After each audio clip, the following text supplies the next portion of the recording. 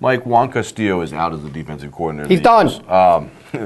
No moss. Get him out of here. Andy Reid had enough. It's a move. I can't believe they hired him to begin with.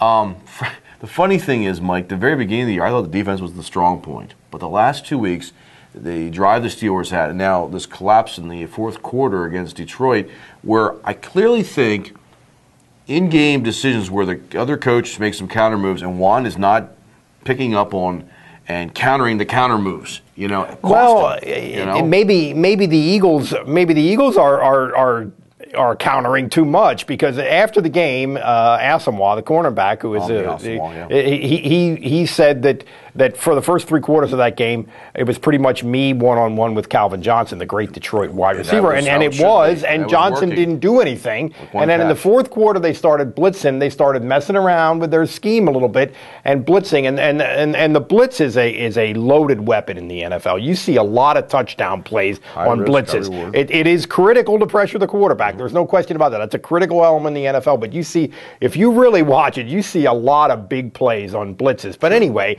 then Calvin Johnson had a big fourth quarter, and that was an absolutely ridiculous loss by the Eagles. And this is really, I think this move is the first of what could be a domino effect of more moves if things don't get better. But a little bit of desperation on Andy Reid's part. They're 11-11 since the end of 2011. Right. This is a team and that puts them in the caliber of a Tampa Bay, of a Kansas City, not the elite New Englands that Jeffrey Lurie likes to put himself up there with. Not up there with Green Bay, not even up there with the Giants, not even close to the Giants. That's what you should be aiming for. I'm looking at and I want to say that, let me just say this. They, in terms of the roster, the talent, they're a better football team than the Giants. In my opinion, I don't think there's any question about it. Yet anyway, it's not happening. I think the Giants, you used the word earlier, we were talking identity. I think the Giants have more of an identity. They know where they are. Now, you said about a move to come. Andy Reid is 13-0 coming off a bye, so he had to make some kind of a move. This was a good move. Todd Bowles becomes the defensive coordinator. This is a guy I thought they should have had hired at the beginning of this year. 2 years ago, they actually asked the Miami Dolphins their permission to interview Bowles, and Miami blocked it, wouldn't let it happen. So this year, with all the changes in Miami, he went looking for a job, and they were able to get him in here. Why didn't they make him the defensive coordinator then? I guess they thought, we'll give Juan one more chance to right the ship, and it didn't happen. And if you just look at this move in isolation, not the symbolism of it or anything like that, it's certainly an upgrade, I think. I mean, you would think it has to be. Asamoah is interesting, though. Was one of the top free agents. Obviously, the top free agent they signed last year was one of the top defensive backs behind maybe just Revis, but they really were close.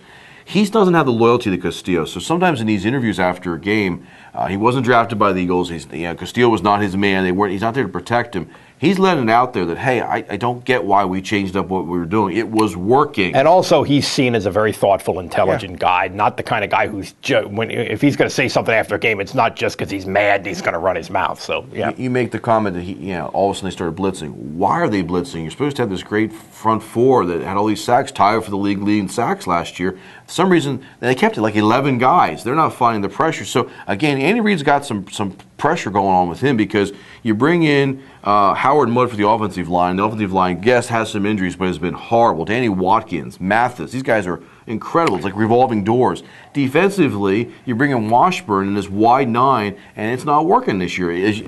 Maybe offenses are countering it, but something's going on. Well, they're not getting sacks, but I do think teams are game planning against that a little bit, and with the corners who can cover, which they do have. I mean, that's an issue, but I don't think it's a gargantuan issue. But anyway, big picture here. This is desperation, and if Andy Reid, I think I can see my way to the end of the Andy Reid era more clearly at this moment than at any other time within these 14 years of the Andy Reid era. 3-3, you can get it turned around, but it's time to start being more disciplined out there. No doubt.